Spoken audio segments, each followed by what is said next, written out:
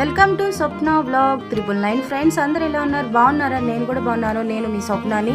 Friends, ఇప్పుడైతే లంబసింగి నుంచి నేనైతే పాడేరు అయితే బయలుదేరాను. పోయినసారి ఎలా అయితే 45 కిలోమీటర్లు జర్నీ చేశాను మట్టి రోడ్లో, అదే రోడ్లో అయితే మళ్ళీ చేయాల్సి ఉంది మనం మధ్యలో. నేను ఇప్పుడు కూడా బండి గురించి ఆలోచిస్తూ భయంగా ఆగుతూ వస్తూ ఉన్నాను. ఒక విలేజ్ దగ్గర కొంచెం వాటర్ తీసుకుందాం అని చెప్పి అయితే నేను ఆగాను. అదే మీకు చూపిస్తున్నా. చూసారు, కన్స్ట్రక్షన్ జరుగుతుంది. ఇదైతే నర్సీపట్నానికి హైవే అంట. పోయినసారి నాకు తెలియలేదు, ఇప్పుడైతే తెలిసిందే, అందుకే మీకు చెప్తున్నాను. రోడ్డు మీద దుమ్ము డస్ట్ అయితే అస్సలు మామూలుగా లేదు. అందుకే మొహానికి అయితే గుడ్డ కట్టుకున్నా, ఎవరో అనుకోబాకండి, నేను మీ స్వప్నానే. చూసారా రోడ్డు అయితే ఎలా ఉందో. కొద్ది రోజులైతే ఈ లంబసింగికి వెళ్ళే వాళ్ళు కొంచెం కేర్ఫుల్గా వెళ్తే చాలా బెటర్. బళ్ళు ఏమైనా పంచర్ అయిందంటే చాలా డేంజరు. ఓకేనా? ఇప్పుడు నేను కొత్తపల్లి వాటర్ ఫాల్ దగ్గరికి అయితే వెళ్ళాల్సి ఉంది. రండి వెళ్దాం. కొంచెం దూరం వచ్చిన తర్వాత కొంచెం టీ బ్రేక్ తీసుకోవాలనిపించింది. కాఫీ ఆర్డర్ పెట్టాను. తర్వాత లొకేషన్ అయితే చాలా బాగుంది. చైర్ ఒకటి తీసుకొని అటు చూస్తూ మంచిగా ఫొటోస్ వీడియోస్ తీసుకుందామని కొంచెం కష్టపడుతుంటే అక్కడ ఉన్న ఒక బ్రదర్ వచ్చి, నేను తీస్తానండి, చెప్పండి ఎలా తీయాలా అన్నాడు. అలాగే ఫొటోస్ వీడియోస్ అయితే తీసుకున్నా. చాలా అంటే చాలా బ్యూటిఫుల్గా ఉంది. అక్కడి నుంచి కొంచెం ముందుకు వచ్చాను నేను. వచ్చిన తర్వాత ఒక సంత అయితే కనపడింది. ఇక్కడ ట్రైబల్స్ వాళ్ళు ఓన్గా పంటలు పండించి చక్కగా ఇలా అమ్ముకుంటారనమాట. ఇక్కడ దొరకని వస్తువు అంటూ ఏది ఉండదు. బట్టల కానించి ఎవ్రీథింగ్ వాళ్ళు వాడుకునే ప్రతి పరికరం కూడా ఇక్కడ అమ్ముతారు. వాళ్ళంతా వాళ్ళే, కొంతమంది వేరే వాళ్ళు వచ్చి అమ్ముకుంటారు. అలాగే ఇక్కడ ట్రైబల్స్ వాళ్ళు కూడా మంచిగా సంత చేస్తారు. వారానికి ఒక చోట అయితే ఇలా చేస్తూ ఉంటారంట. నాకైతే ఈ విజువల్స్ కనబడింది. ఈ లొకేషన్లో ఆగి నేను ఇలా షూట్ చేశాను. చూసారు ఎలా ఉందో. చాలా అంటే చాలా క్లౌడ్గా ఉంది. అక్కడి నుంచి బయలుదేరి కొంచెం ముందుకైతే వచ్చిన తర్వాత రోడ్ అయితే చాలా అంటే చాలా బాగుంది, నీట్గా ఉంది. ఇంకా రైమ్ అంటూ అయితే ముందుకు వచ్చేసాను. పదండి కొత్తపల్లి వాటర్ ఫాల్ చూసి ఆనందిద్దాం.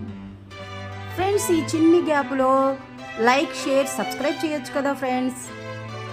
హలో ఫ్రెండ్స్, నేనైతే కొత్తపల్లి వాటర్ ఫాల్కి అయితే వచ్చేసాను ఫైనలీ. ఇక్కడ లగేజ్ అయితే పెట్టి లోపలికి వెళ్ళాల్సి ఉంది. టికెట్ వచ్చేప్పటికి మనిషికి 80 రూపాయలు తీసుకున్నారు. నా లగేజ్కి, నా బండికి కూడా ఇంకొక 80 రూపాయలు అలా తీసుకున్నారు. మొత్తం మీద ఒక 140 రూపాయలు అలా తీసుకున్నారు నాకు. నేను లోపలికి వచ్చినాకైతే సీనరీ ఇలా ఉందన్నమాట. అక్కడ పేరు అది మొక్కలతో అయితే మంచిగా మెయింటెనెన్స్ చేస్తున్నారు. చాలా బాగుంది నాకు. మీరు చూడొచ్చు. లోపలికి వెళ్దారండి. మంచిగా వాటర్ ఫాల్ని చూస్తూ ఎంజాయ్ చేద్దాం. మ్యూజిక్ని, వాటర్ ఫాల్ని కూడా. కమాన్.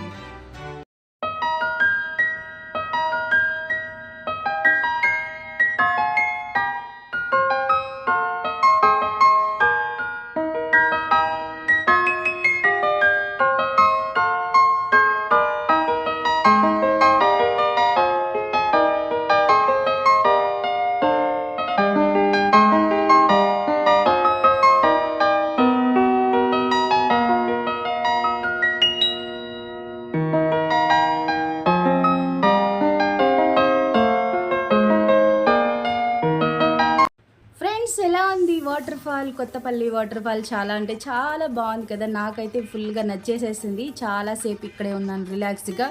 ఆ వాటర్ సౌండ్ అది వింటూ దాన్ని చూస్తూ ఉంటే నా జర్నీ అలసటంతా కూడా తీరిపోయింది. ఫ్రెండ్స్, ఈ కొత్తపల్లి వాటర్ ఫాల్ పాడేరుకి, లంబసింగికి మధ్యలో ఉంటుంది. పోయినసారి వెళ్ళేటప్పుడు అయితే నేను చూశాను, బట్ ఇప్పుడు వచ్చేటప్పుడు చూద్దామని చెప్పి నేను దాన్ని స్కిప్ చేశాను. ఇప్పుడు మీకు చూపిస్తూ ఉన్నాను. ఇక్కడికి వచ్చే వాళ్ళు అయితే దీన్ని మిస్ అవ్వద్దు, చూసుకోండి. చాలా అంటే చాలా బాగుంటుంది, నచ్చిద్ది కూడా. మనం అరకులో ఇదొక వాటర్ ఫాల్ అనమాట. చాలా బాగుంటుంది. నెక్స్ట్ పాడేరులో కలుద్దాం ఫ్రెండ్స్.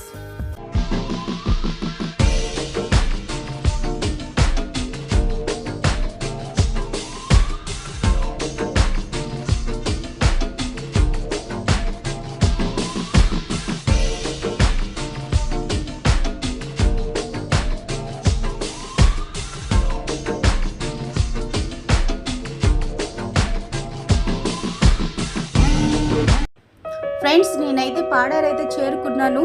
ఇప్పుడు 3 అయింది టైము. ఇప్పుడు లొకేషన్ కొడితే 5 కిలోమీటర్ల డిస్టెన్స్ చూపిస్తుంది వనజాంగి వ్యూ పాయింట్. పైకి వెళ్ళి టెంట్ వేసుకోవచ్చు అన్నారు, అందుకే పైకి వెళ్తున్నాను నేను. నాకు టెంట్ వేసుకునే ప్లేస్ ఏదన్నా దొరికితే బాగుండని వెతుకుతూ ఉండగా ఒక కాఫీ తోట అయితే కనిపించింది. ఆ చెట్టు నిండా ఫుల్గా కాఫీ గింజలు అయితే అలా ఉన్నాయి, కాయలు. చూసారా? అది మీకు చూపిద్దామని ఆగాను. చూసారా ఎంత ఉన్నాయో, ఎన్ని ఉన్నాయో. వీటి నుంచి మనకి కాఫీ గింజలు వస్తే దాని ద్వారా మనకి పొడి వస్తుంది. కాఫీ ఎంజాయ్ చేసి తాగే వాళ్ళకి బాగా నచ్చుతాయి. అలాగే కొన్ని పూలు, రకరకాల పూలు అక్కడ ఒకే చోట కనిపించినాయి. అవన్నీ చూసి కొంచెం బ్రేక్ తీసుకున్నాను. అక్కడి నుంచి మళ్ళీ ముందుకైతే బయలుదేరిపోయాను. అటు ఇటు చూస్తే ఓ పక్క కొండలు, నేచర్ చాలా అందంగా ఉంది. ఇంకొక పక్క చాలా మంది వచ్చి రెంట్కి స్టే చేయడానికి టెంటులు, అలాగే అలాగే బాక్స్ హౌస్లు అలాంటి చాలా అంటే చాలా ల్యాండ్స్ కనిపిస్తూ ఉన్నాయి. ఎవరైనా వస్తే ఇక్కడే స్టే చేస్తారనుకుంటా. మీరు కూడా ఎవరైనా వస్తే ఇక్కడ మంచిగా అయితే చక్కగా ఎంజాయ్ చేయొచ్చు.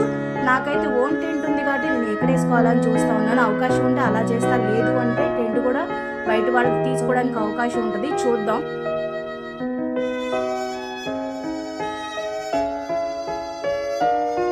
ఫ్రెండ్స్, ఇక్కడైతే నేను ఒక ప్లేస్లో ఆగిపోయాను. నా లొకేషన్ అయితే ఇక్కడతో ఆపేసింది. ఇక్కడ చూస్తేనేమో ఒక చెక్ పోస్ట్ ఉంది, అలాగే ఒక పరదా కప్పి ఒక చిన్న పాకలాగా ఉంది. ఎదురు బద్దలతో అలా కూర్చోడానికి పడుకోవడానికి సెట్ చేసి ఉంది. నేనైతే ఆగిపోయాను ఇక్కడ.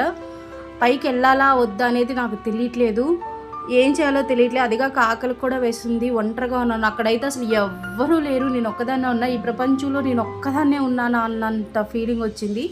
బట్ ఏం చేయాలో తెలియక ఆగిపోయాను.